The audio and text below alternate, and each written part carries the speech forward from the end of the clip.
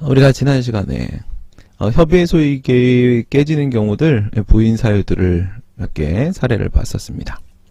밑에서부터 봤었죠. 오히려 불리한 결과를 초래하는 경우, 근복공단의 근로복지공단의 장애급여, 부당이득 징수결정 사건.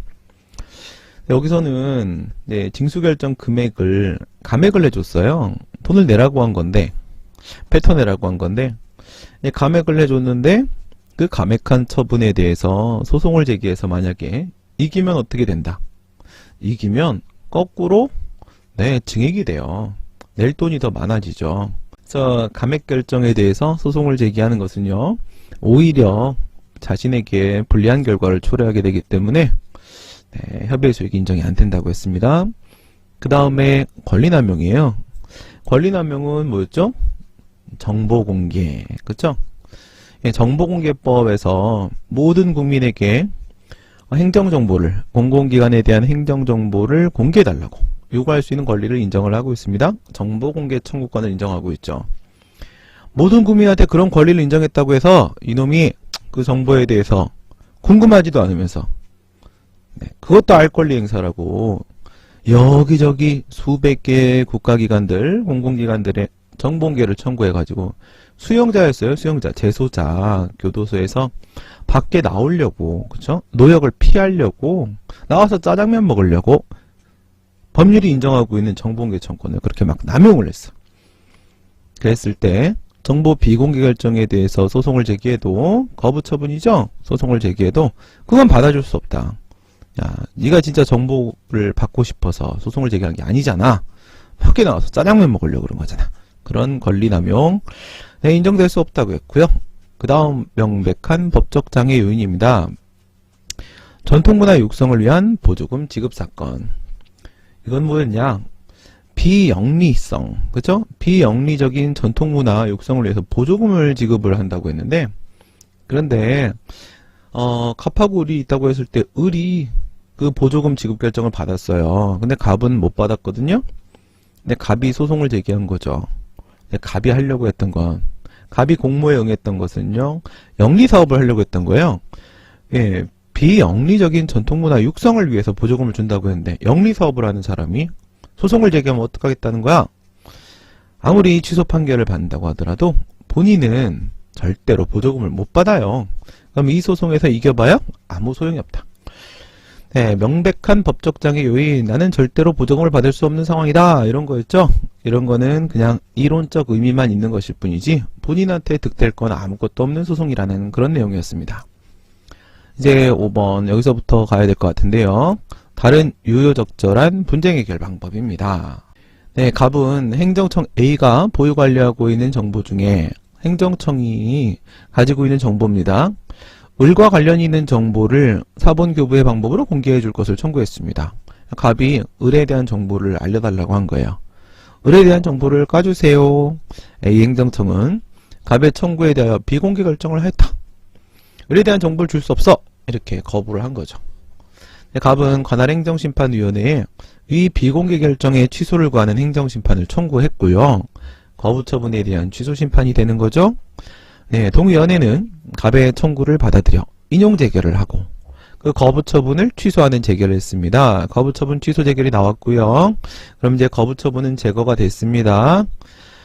동위원회는 갑의 청구를 받아들여 인용 재결을 하고 A 행정청은 이에 따라, 그러니까 기존의 거부가 이제 취소가 됐으니까 다시 처분을 합니다. 을에 관한 정보를 공개하기로 결정을 내렸어요. 이에 을이, 이번엔 누가 화가 나겠어요? 을이 화가 나겠죠. 지난번엔 갑이 공개해달라고 했는데 공개를 안 해줘서 갑이 화가 났었고, 이제는 공개를 해주기로 했으니까 갑은 좋아하라 하는데 을이 화가 날 거예요. 내 정보를 왜 다른 사람한테 주십니까? 이러면서 이에 을이 이 사건 거부처분 취소 재결에 취소를 구하는 행정소송을 제기한다면 소제기는 적법한가? 을이 지금 뭐에 대한 소송을 제기했어요? 행정심판위원회가 내린 그 거부처분 취소 재결에 대한 소송을 제기를 한 겁니다. 지금 당장 을의 개인의 정보에 대한 그 자기결정권, 자기정보 통제권이라고 하는데 자기 정보에 대한 결정권, 통제권을 침해하고 있는 것은 바로 뭐냐면 A 행정청이 내린 정보 공개 결정이에요. 거부처분 취소 재결이 나왔고, 그러니까 기존의 거부처분이 제거됐고, 그리고 다시 처분을 하면서 A 행정청이 공개하기로 하는 결정을 내렸습니다. 이 공개하기로 하는 결정 때문에 을의 자기의 정보에 대한 결정권이 침해당하고 있어. 그러면 을은 무엇을 대상으로 소를 제기해야 돼요? 당연히 A 행정청이 내린 그 정보 공개 결정의 취소를 구하는 소송을 제기해야죠. 왜? 그 처분에 의해서 나의 자기정보 통제권이 침해되고 있는 거니까요. 직접적으로 그 권리를 침해하고 있는 건 공개 결정이란 말이에요. 그런데 거부처분 취소 재결에 대한 소송을 제기했다는 거죠. 만약에 이 행정심판의 재결, 거부처분 취소 재결에 대해서 소송을 제기해가지고 취소 판결이 나온다고 했을 때 재결이 취소되면서 함께 공개 결정도 취소가 될 수 있다면 을의 입장에서는 이 소송이 의미가 있는 소송이 될 수 있을지도 몰라요. 하지만 이 거부처분 취소 재결이 나왔다고 해서 비공개 결정을 취소하는 재결이 나왔다고 해서 필연적으로 공개 결정이 나오는 건 아니란 말이에요. 그냥 기존에 거부했던 사유가 틀렸어. 너 그런 이유로 비공개하면 안 되는 거야. 이렇게 재결이 나온 것 뿐이고요. 그 다음에 A 행정청이 공개 결정을 한 것은 전적으로 A 행정청의 판단이에요. A 행정청의 독자적인 판단이라고요. 이건 별개의 결정이라는 거예요. 그렇기 때문에 이 거부처분 취소 재결에 대해서 판결로 취소 판결이 나온다고 하더라도 이 정보공개 결정이 함께 취소되는 건 아닙니다. 함께 제거되는 건 아니에요. 그러면 재결은 취소된다고 하더라도 소송을 통해 저 재결을 제거해버렸다 하더라도 뭐는 그대로 남냐면 정보공개 결정은 그냥 남아요.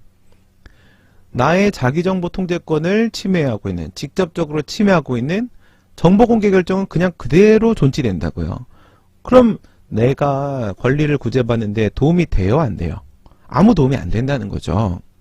다른 유효적절한 권리구제 방법, 분쟁 해결 방법으로 무엇이 있다? 이 공개 결정에 대한 소송을 제기하는 방법이 있다 이거예요. 내 권리를 직접 침해하고 있는, 을의 자기정보 통제권을 직접 침해하고 있는 공개 결정에 대한 소송을 제기하는 것이 가장 유효적절한 방법이고, 지금 거부처분 취소 재결에 대한 소송을 제기해 봐야 내 권리 구제에는 아무것도 도움이 될 게 없습니다. 이처럼 다른 유효적절한 분쟁 해결 방법이 있을 때는 그 방법을 써야지 엉뚱한 방법을 쓰면 안 된다는 거예요. 이게 바로 다른 유효적절한 권리 구제 방법이 있을 때 협의의 소익이 인정될 수 없다는 거고요. 네, 그 다음은 모의고사 51번 기본행위와 인가처분입니다. 네, 요거는 어떤 내용일까요? 기본행위라는 게 뭐예요? 기본행위. 여러분 민법에서 그런 거 배운 적 있죠? 토지거래 허가, 토지거래 허가. 지금 이제 부동산 대책을 내놓으면서 투기가 우려되는 지역 같은 경우에는 토지거래 허가구역으로 묶어버리겠습니다. 이런 얘기를 합니다. 정책당국에서. 토지거래 허가라는 것은 방금 말씀드린 대로 투기가 성행할 수 있는 그런 곳이에요. 이런 곳은 국가에서 토지거래 허가구역 이렇게 묶어요. 묶어버리면 어떻게 되냐면 거기 그 안에 있는 땅을요 사인들끼리 자기들끼리 이렇게 매매계약을 맺는다고 하더라도, 매매계약을 체결해도 아무런 법적 효과가 발생하지 않습니다. 토지거래 허가를 받아야만 한다고요. 토지거래 허가를 받아야지만 만약에 원래 토지 소유자가 갑이고요, 이걸 매수하려고 하는 쪽이 을이라고 생각을 해봐요. 그래서 갑하고 을하고 사이에 토지 거래에 대한 매매 계약을 맺었습니다. 소유권 넘어가지 않아요. 소유권이 넘어가지 않습니다. 토지 거래 허가를 둘이서 손을 꼭 잡고 같이 가야 되거든요. 같이 둘이 손을 꼭 잡고 같이 행정청을 찾아가 가지고요. 우리 허가 내주세요. 이렇게 해서 행정청이 토지 거래 허가를 내줘야만 비로소 효력이 발생합니다. 이런 게 기본행위와 인가예요. 자기들끼리 맺은 법률행위, 매매계약, 이게 바로 기본행위가 되는 거고요. 이게 몸통이에요. 이게 내용입니다. 그리고 인가처분, 인가는요 인정해주겠다, 허락해주겠다라는 거예요. 국가에서 그것을 인정해주겠다. 너희들끼리의 매매를 허용해주겠다라고 이렇게 동의를 해줘야지만 후견인의 지위에서 국가가 행동을 하는 거예요. 이렇게 동의를 해줘야지만 비로소 그 효력이 발생합니다. 그런 게 바로 기본행위하고 인가예요. 매매계약이 기본행위가 되고요. 토지거래 허가가 인가가 되고요. 이렇습니다. 지금 여기서 보는 사립학교의 임원을 뽑고 임원을 취임시키고 하는 문제도 역시 마찬가지거든요. 내용을 보시면 서울특별시 교육감 소관 행정권한의 위임에 관한 규정, 권한위임 규칙에 의하면 교육감의 권한 중에 사립학교법에 의한 이사취임 승인 및 이사취임 승인 취소에 관한 권한이 교육장에게 위임이 되어 있다. 지금 어떤 말이 나왔냐면 이사취임 승인이라는 말이 나왔습니다. 이사취임 승인. 그 말은 그 사립학교에서요. 이사나 감사나 이런 임원을 뽑는데 자기들끼리 내부 이사회에서 의결을 해서 저 사람을 우리 학교 운영에 참여할 수 있도록 이사로 뽑자 이렇게 의결을 해봐야 그 사람이 이사의 신분을 이사의 지위를 법적으로 갖지 못해요. 아까 전에 그 매매계약이랑 똑같아요. 이게 기본행위가 되는 거예요. 그것만 갖고는 이사의 지위가 인정이 안 되고요. 앞에서 그 매매계약에 국가의 토지거래 허가가 있어야만 비로소 토지거래의 효력이 발생하듯이 여기서도 마찬가지로 이사취임 승인이라는 인가가 있어야만 국가가 동의를 해줘야지만 행정청이 동의를 인정을 해줘야지만 그 사람이 이 사립학교의 이사로 될 수가 있는 겁니다. 이사취임 승인을 따로 받아야 된다는 거예요. 승인을. 그 권한이 이렇게 넘어왔는데 학교법인 경기학원은 이사 1인이 사임함에 따라 한 명이 나갔어요. 그래서 이사회를 개최해가지고 그러면 이 빈자리에 누구를 신규 이사로 집어넣을까? 자기들끼리 이제 의논을 한 거죠. 그래서 을이라는 사람을 을을 신규 이사로 하자라고 선임을 하였습니다. 선임을 했다는 것은 이 이사회에서 그렇게 의결을 했다는 거예요. 그리고 교육장 A가 이를 승인을 했습니다. 이게 바로 강학상 인가죠. 저 선임 행위가 이사회 의결이 기본행위가 되는 것이고 이 교육장 A의 승인, 취임 승인이 이게 바로 강학상 인가가 되는 겁니다. 그런데 설문 1번을 보시면요. 을이 신규 이사로 취임하는 것을 반대하던 전국대학 노동조합, 경기대학교 지부 B는 교육감의 권한을 조례가 아닌 권한위임 규칙에 의해서 위임한 것은 위법하므로 교육장 A에게는 이사 취임 승인을 할 수 있는 권한이 없고 요 문제는 다음에 보고 그 다음 걸 볼 거예요. 이사회 의결에 필요한 정족수가 미달되었다. 이런 주장을 하는 거죠. 그러니까 기본행위로서 선임행위요. 이사회 의결 자체가 이게 틀려 먹었다는 거예요. 이게 잘못됐다는 거예요. 여기에 하자가 있다는 거예요. 정족수도 못 채운 의결이었다. 그런데 어떻게 을이 이사가 되냐 이런 얘기를 하는 거죠. 정족수가 미달되었다는 이유로 이 교육장 A를 상대로 이사 취임 승인의 취소를 구하는 소를 제기했는데 이렇게 B가 제기한 행정소송은 적법한가? 뭐에 대한 소송을 제기했답니까? 이사 취임 승인 처분에 대한 소송을 제기했답니다. 인가 처분에 대한 소송을 제기했다는 거예요. 아니 두 가지 행위가 있잖아요. 지금 뭐가 있어요? 기본행위로서 이사회 의결 이 선임행위가 있고 그 다음에 이사취임 승인이라는 인가처분이 있고 기본행위, 인가처분 이렇게 두 개의 행위가 있어요. 근데 이건 사립학교이기 때문에요. 사법관계 문제입니다. 사법관계 문제니까 여기서 선임행위, 이사회 내에서의 의결은 이건 사법상 행위예요. 그리고 이 이사취임 승인 이건 인가처분이니까 행정행위, 공법상 행위예요. 지금 취소를 제기했다고 했으니까 이 공법상 행위로서 취임 승인, 인가처분에 대한 소송을 제기했다는 거잖아요. 그러지 말라는 거예요. 왜? 너는 지금 이사회 의결이 잘못됐다. 저 사법상 행위로서 기본행위가 잘못됐다. 라고 주장을 하면서 그 효력이 무효라고 다투려고 하는 거 아니냐 이거예요. 이 기본행위의 하자를 다투려면 기본행위에 대한 소송을 제기해야 되고 이 인가처분의 하자를 다투려면 이 인가처분에 대한 소송을 제기해야 되고 한단 말이지. 기본행위는 사법상 행위니까 네, 당연히 민사소송을 제기하는 것이고, 인가처분은 행정처분이니까 당연히 행정소송을 제기하게 되는 것이고, 예, 각각의 소송은 이렇게 될 텐데, 이 기본행위 하자를 주장을 하려고 하는 거면 그 기본행위에다가 민사소송을 제기해서 다툴 문제지 왜 인가처분에 대한 행정소송을 제기하느냐 이거예요. 이 기본행위가 선임행위가 너가 말하는 대로 하자가 있다면 이거는 여러분 행정처분이 아니에요. 네, 공정력이라는 게 없어요. 법에 위반돼서 위법하면 그냥 그 자체로서 무효입니다. 그냥 확정적으로 무효야. 확정적으로 무효고 그걸 확인받고 싶은 거잖아. 이 인가처분이 있다고 해서 그게 뭐 유효하게 바뀌는 것도 아니잖아. 네가 선임행위의 하자를 주장하는 것은 선임행위의 효력을 다투려고 하는 건데 이게 하자가 있으면 인가처분이 나온다고 하더라도 유효한 것으로 전환되는 게 아니야. 그냥 계속 무효인 거야. 그런데 뭐하러 인가처분에 대한 소송을 제기하느냐 이거죠. 그 하자를 다투려면 기본행위를 다투려면 기본행위에 대한 소송을 제기하라. 여기서는 사립학교니까 민사소송을 제기했어야 된다. 이런 얘기가 바로 기본행위와 인가에 있어서 협의의 소익에 관한 문제입니다. 네, 그러면 세 번째 올라가 볼게요. 지방의원 제명의결과 임기만료 사건. 이번에는 원상회복 불가 사유입니다. 원상회복 불가. 네, 취소소송은 뭐라고 했어요? 그 위법한 처분이 있기 전에 원래의 상태로 되돌려 놓기 위한 소송이라고 했습니다. 근데 원고가 승소 판결을 받아도 원래의 상태로 돌아갈 수가 없는 상황이라는 겁니다. 그럼 이 소송 뭐하러 제기해요? 필요가 없겠죠. 아무 소용이 없는 소송입니다. 지방의원 제명의결과 임기만료 사건. Y구 의회 의원 갑은 평소 의원 간담회나 각종 회의 때 동료 의원의 의견을 무시한 채 자기만의 독단적인 발언과 주장으로 회의 분위기를 망치고 꼭 이런 애들이 있어. 아이고 참 나쁜 놈. 네.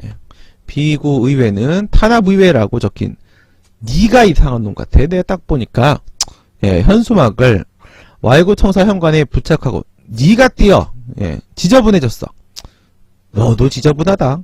홀로 철야 농성을 하였으며 너씨 무슨 네가 뭐 민주투사야? 만취한 상태에서 술이나 처먹어. 공무원의 멱살을 잡는 등 싸움 잘해? 주태를 부려 의원으로서 품위를 현저히 손상하였다. 에이 뭐 손상하는 품위나 인연이네.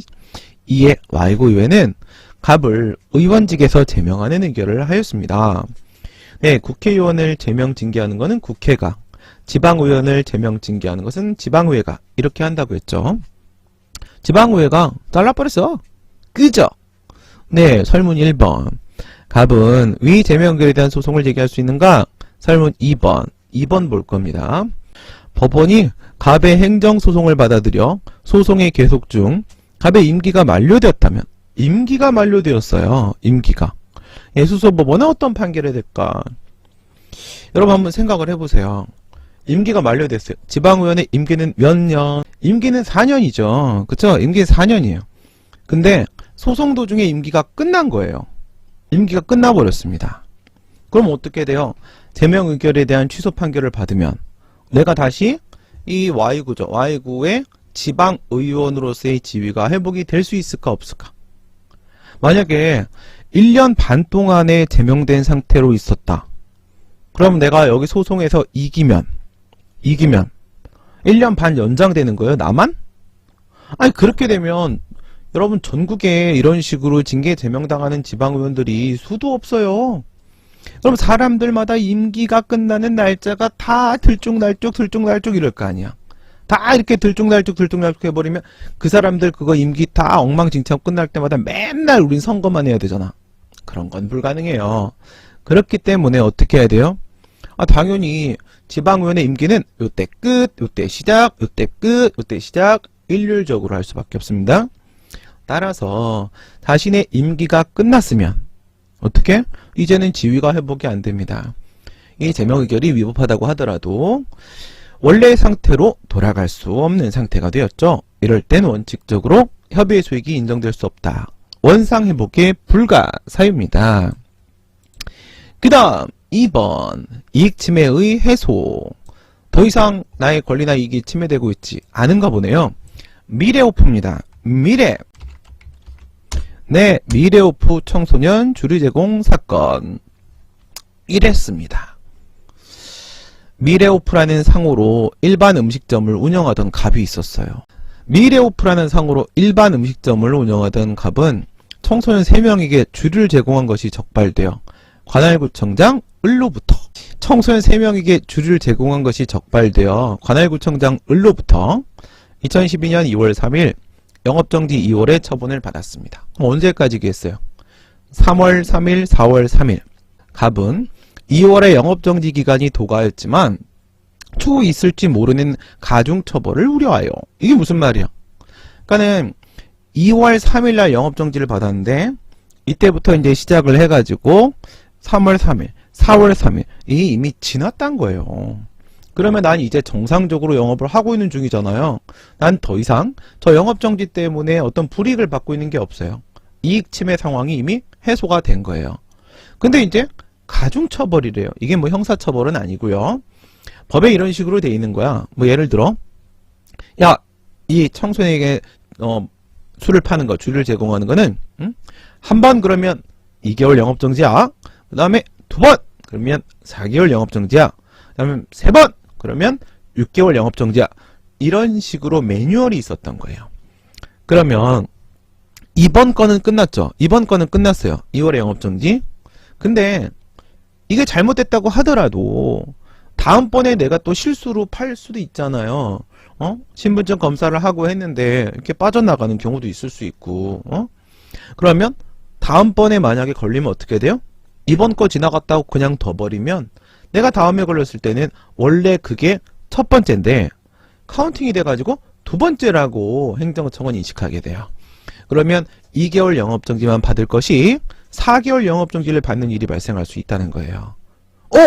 내가 나중에 추후 있을지 모르는, 혹시 내가 잘못할 수도 있고 그랬을 때 가중 제재 처분을 받을 수도 있겠구나 우려하여 2월 3일자 영업정지 처분에 대해 2012년 4월 25일 4월 3일까지인데 4월 25일이니까 이미 지나갔죠. 관할법원에 취소를 제기했다. 갑은 위조된 주민등록증을 식별하기가 실질적으로 불가능한 점.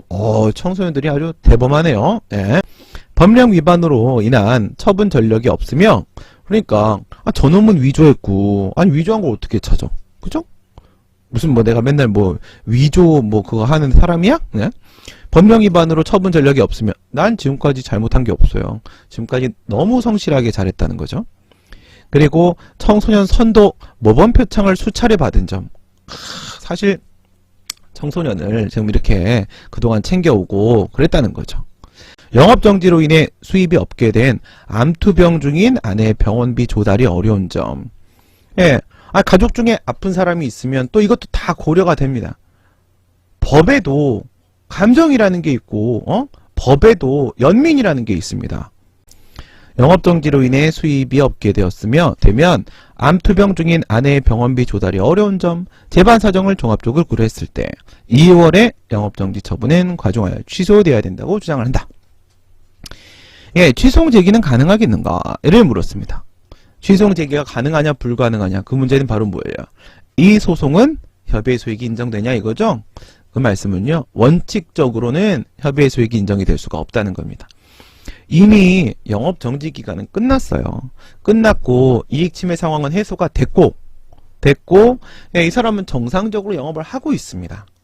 그러니까 이번 영업정지 사건 범위 내에서만 보면 이 소송은 소액이 인정될 수 없고요. 각하시키는 게 맞겠습니다. 지금까지 얘기한 것들 다 마찬가지예요. 그런데 협의의 소익 제가 처음에 설명드릴 때 뭐라고 했냐면 이와 같이 원칙적으로 협의의 소익이 인정되지 않는 상황이라 하더라도 회복되는 법률상 이익, 예외적으로 어떤 부수되는 이익이 인정될 수 있을 때는 또한 같다. 협의의 소익이 인정돼서 소재기가 허용될 수도 있는데 그걸 또 찾아봐야 되는 것이겠죠. 그 다음 마지막 처분 효력의 소멸입니다. 요번에도 사립학교네요. 사립학교 이사 임기 만료 사건. 사립학교 이사 임기 만료 사건입니다. 네, 아까 그 사립학교는 제 모의고사 문제고요. 이번 이 사립학교는 기출문제입니다. 네, 60일의 5급 공채 기출.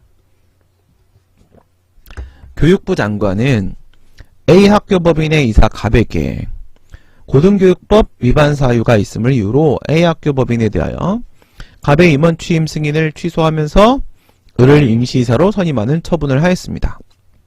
보세요. 그러니까 저 갑이라는 사람, 저 사람이 이 학교에, 이 사립학교의 기존의 이사입니다. 저 사람이 이사가 될 수 있었던 건 바로 뭐예요? 이 학교의 이사회에서 갑을 이사로 선임하자 의결을 했겠죠. 그리고 교육관청에서 인가를 내려줬겠죠. 취임 승인을 해줬겠죠. 이 취임 승인을 통해서 비로소 그 이사 선임 행위, 기본 행위에 효력이 발생을 했었을 거예요. 그런데 이 갑에게 옛날에 했던 그 이사 취임 승인, 이 취임 승인을 취소해버렸다는 거예요. 취소해버리면 그럼 다시 무효인 상태로 돌아가는 거예요. 아무리 학교에서 갑을 이사로 선임하려고 선임 결의를 했다고 하더라도 무효인 상태로 돌아가는 거예요.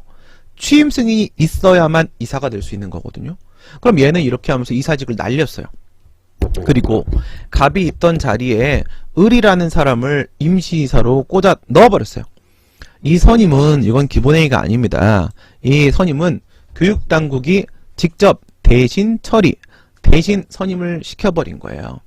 우리가 알고 있는 바로 특허, 인가 대리, 거기서 대리예요. 대리. 대신 처분을 한 거예요. 그럼 이거는 이것만으로 바로 임시이사 지위가 인정이 됩니다. 이건 행정청이 한 거니까. 갑은 교육부 장관을 상대로 본인에 대한 임원 취임 승인 취소 처분과 을에 대한 임시이사 선임 처분에 취소를 구한 소송을 제기했다. 네, 소송을 2개를 제기했죠. 임시이사 선임 처분 소송을 2개를 제기한 이유가 바로 뭐예요? 먼저 첫 번째, 나에 대한 취임 승인 취소 처분, 이걸 제거해야 내가 돌아갈 수 있는 거잖아요. 그렇죠? 그 다음에 내 자리에 누가 들어와 있어? 을이 들어와 있죠. 을을 내쫓아야 내가 들어갈 자리가 생기는 거잖아요. 그래서 취임 승인 취소 처분도 다투고, 내가 돌아갈 수 있기 위해서, 그 다음에 을에 대한 선임 처분도 다투고, 내 자리를 다시 확보하기 위해서 이렇게 2개의 소송을 제기한 거예요. 그런데 소송의 진행 중에 임시이사 을의 임기가 만료되어 임시이사가 병으로 변경이 되었대요. 그리고 갑은 원래 자신의 임기가 만료되었대요. 그리고 임원 결격 사유 기간도 다 지났대요. 이게 무슨 말이겠습니까? 이 중에 갑이요, 자기의 원래 기존 이사가 갑이죠. 원래의 임기가 끝났다. 이거는 방금 전에 봤던 그 지방의원의 임기 만료하고 똑같은 거예요. 갑은 자기의 임기가 끝났기 때문에 저 임원 취임 승인 취소 처분에 대해서 다시 취소 판결을 받아낸다 하더라도, 저 취소 처분을 제거한다고 하더라도 갑은 다시 못 돌아가요. 다시 이사의 지위를 회복할 수가 없어요. 임기가 끝나버렸잖아. 갑의 원래 임기가 만료되었다. 이거는 아까 본 것처럼 원상회복 불가사유예요. 원상회복 불가사유고, 지금 보려고 하는 거는 바로 이겁니다. 임시이사 을의 임기가 만료되었다. 원래 갑 내 자리에 들어와 있던 을을 내쫓으려고 을에 대한 선임 처분 취소를 제기한 건데, 을은 이미 그 임시이사의 임기는 짧잖아. 그래서 임시이사의 임기가 끝나버려서 을은 나갔어요. 그러면 을에 대한 선임 처분은요, 을의 임기가 끝남에 따라 그 처분의 효력이 소멸된 거예요. 취소는 그 처분의 효력을 제거하기 위해서 제기하는 소송인데, 그냥 알아서 임기가 끝남에 따라 처분의 효력이 소멸돼 버렸으니까 원칙적으로 이것도 역시 을에 대한, 임시사 을에 대한 선임 처분 취소는 협의의 소익이 없어서 원칙적으로는 각하돼야 될 그런 상황이 될 겁니다. 네, 지금까지 주로 문제되는 상황들 8가지면 지금까지 나온 판례들 가지고는요, 출제할 수 있는 모든 상황을 우리가 봤다라고 볼 수가 있겠네요. 효리상인가 다른 100명의 남자가 불리했나 보군. 상순씨 부인이 효리상인가? 야, 이건 좀 아니지 않습니까? 네? 다른 100명의 남자가 분리했나 보군. 이거였습니다. 요리상인가 다른 백남 분리를 우리가 케이스를 가지고 사례를 가지고 하나씩 살펴봤고요. 이제 보려고 하는 것은 바로 무엇이냐? 문제로 제일 많이 나오는 영업정지에 관한 문제입니다. 먼저 요것도 한번 볼게요. 권리구제 가능성이 0%, 100%, 1%에서 99%. 이게 뭔 말이냐면요. 이런 게 아니고 이런 거다라는 얘기예요. 이런 게 아니고 이런 거예요. 무슨 말이지? 이 취소 판결을 받아서, 원고가 승소 판결을 받아서 자기가 침해당했다고 주장하는 권리가 구제받을 수 있을, 회복될 수 있는 가능성이 0%면, 그럼 협의 수요가 없겠지. 100%면, 그럼 협의 수요가 있겠지. 근데 1%에서 99%는 어떻게 볼 거냐는 겁니다. 빨간색으로 내가 가려놔서 안 보이죠? 네. 여기는 O일까요? X일까요? 여기는 네, X라고 해놨는데 이건 아니라는 거예요. 이건 아니다. 무슨 말? 100% 권리구제 가능성이 있을 때만, 그때만 협의의 수익을 인정해주는 건 아니고. 네, 뭐예요? 1%부터 100%까지예요. 1%부터 100%까지 전부 다 협의의 소익이 인정이 될 수 있다. 최악의 상황만 아니면 돼요. 최악의 상황만 아니면 된다. 그래서 판례는 이렇게 표현을 합니다. 그 협의의 소액이라는 건, 소액이라는 거는 권리구제 가능성이 확실한 경우에만 인정되는 건 아니고, 권리구제 가능성이 확실히 없는 경우만 아니면, 그러면 협의의 소액은 인정될 수 있다. 오케이? 권리구제 가능성이 확실할 때만 협의의 소액을 인정해 줄 수 있는 게 아니라, 권리구제 가능성이 전혀 없는 것만 아니면 단 1%라도 여기서 취소 판결을 내려주면 너의 손해를 방지하는 데 도움이 되는 게 단 1%라도 있다면 이 재판은 우리가 해줄 의향이 있다. 이겁니다. 해줄 가치가 있다. 실익이 있다. 이렇게 보는 것이죠. 네, 갑은 건축사법 위반으로 6개월의 업무정지 처분을 받았습니다. 영업정지랑 뭐 같은 거죠. 네. 갑은 이에 불복하여 취소를 제기했어요. 변론 종결일까지 이 사건 처분의 효력 또는 집행정지에 관한 아무런 판단을 받지 못하고. 이게 무슨 말이에요? 집행정지를 못 만약에 소를 제기하고 집행정지를 받아놨다. 이렇게 되면 업무정지는요, 어떻게 되는 거예요? 집행정지가 뭐예요? 얼음. 이거예요. 얼음이 되는 거예요. 집행정지를 걸어버리면 얼음이에요. 이렇게 되면 이 업무정지가 얼려지거든요. 얼려지면 이 6개월 동안에 얘는요, 그냥 건축사업을 하면 되는 거예요. 그런데 집행정지에 대한 아무런 판단을 못 받았어요. 그러니까 1일, 2일, 1개월, 2개월, 3개월, 5개월, 6개월 이렇게 가는 거죠. 그래서 소송은 정말 오랜 시간이 걸리거든요. 상당한 시간이 소요됩니다. 그래서 소송 도중에 위에 제재기간 6개월이 경과되고야 말았다. 수서법원은 어떤 판결을 내려야 되는가? 이미 6개월이 지났어요. 그럼 난 이제 뭐야? 정상적으로 건축사업을 하고 있다 이거죠. 그럼 나의 이익침해 상황은 이미 해소가 됐네요. 야, 이 소송 이제 너한테 필요 없는 거 아니야? 너 지금 정상적으로 지금 일하고 있잖아. 끄자! 이렇게 해야 될까? 아니죠. 이제는 예외적으로 어떨 때 협의의 수익이 여전히 인정될 수 있을까? 이걸 한번 찾아보자는 거예요. 법원은 어떤 판결을 내려야 될까요? 그 다음에 설문 2번도 같이 한번 볼게요. 이 경우에 만일 건축사법 28조 1항 5의 내용이 법률에 규정되어 있지 않고, 이게 바로 뭐냐면 이런 거예요. 그냥 우선은 여러분들 쉽게 생각을 해놓으세요. 요걸 내가 살짝 나중에 한번 바꿔치기를 해드릴게. 무슨 말이냐? 우리 아까 그런 얘기 했죠. 1회 위반하면, 2회 위반하면, 3회 위반하면 이렇게 위반 횟수에 따라서 더 가중된 제재 처분이 나오는 상황을 말씀을 드렸잖아요. 여기도 그런 식인 거예요. 그런 식의 유예요. 그래서 그런 걸 우리가 가중 제재 처분 규정 또는 이전에 있었던 전력이 가중 요건이 돼서 네, 그보다 더 센 제재 처분이 나온다라고 해서 가중요건 규정 이렇게 말을 하는데요. 가중요건 규정이 여기에 있는 거야. 28조 1항 5호에 1회 위반하면, 2회 위반하면, 3회 위반하면 이런 식으로. 가장 전형적인 상황은 뭐냐면 식품위생법 75조 1항에 따라서 한 번 잘못하면 3개월 영업정지, 두 번 잘못하면 6개월 영업정지, 세 번 잘못하면 영업허가 취소. 이게 가장 전형적인 상황이에요. 그런 가중요건 규정이 있다는 거예요. 근데 이게 건축사법, 법률에 있어요. 법률에. 지금은 이 케이스는 법률에 있는데 법률에 있는 게 아니라 시행령에 그런 가중요건 규정이 있으면 어떻게 돼? 근데 시행규칙에 그런 가중요건 규정이 있으면 어떻게 돼? 그런데 훈령에 그런 가중요건 규정이 있으면 어떻게 돼? 이거를 비교해서 한번 설명해 보라 라고 질문을 하고 있는데요. 네, 여기서부터 한번 여러분들 필기노트를 혼자 한번 고민을 한번 해보고 오시기 바랍니다. 여기서부터예요.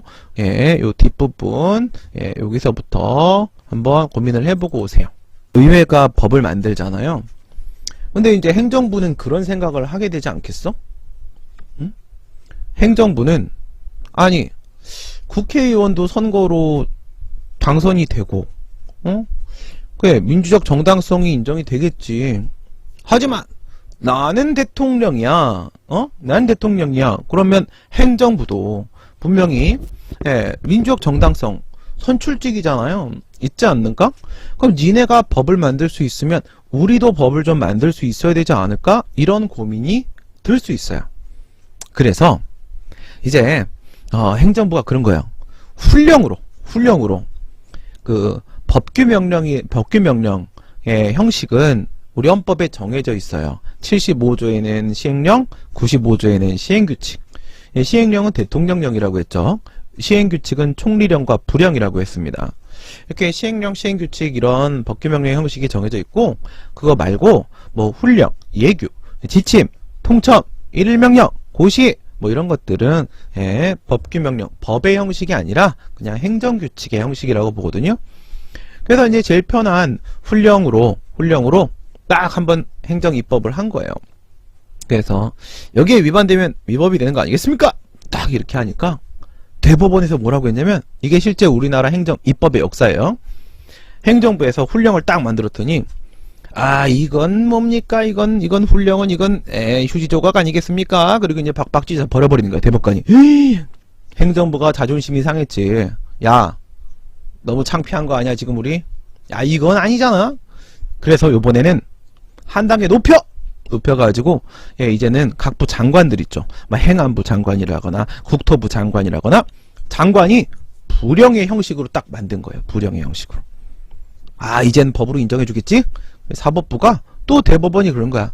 이건 또 뭡니까? 에라이 이걸 법이 에이 버려 예 찢어버렸어요.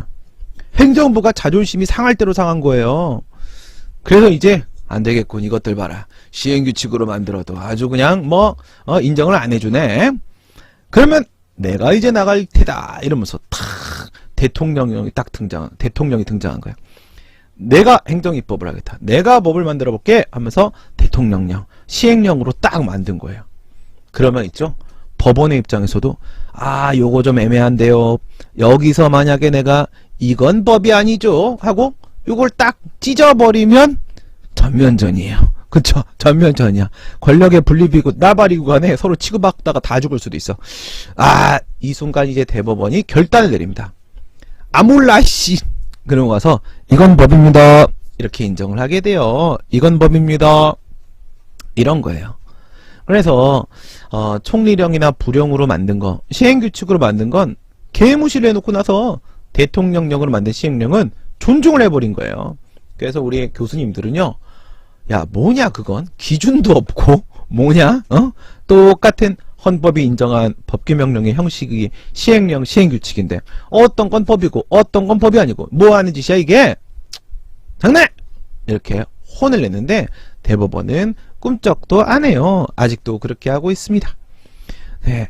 이렇게 우리나라 행정 입법의 역사까지 여러분들에게 말씀을 드렸으니까 요거를 여러분들 팁으로 해서 여기서부터 한번 고민을 해보고 오시면 우리 다음 시간에 우리 가족요건 규정에 대해서 다양한 각도에서 살펴보도록 하겠습니다. 여러분 오늘도 수고들 많으셨습니다. 여러분 안녕.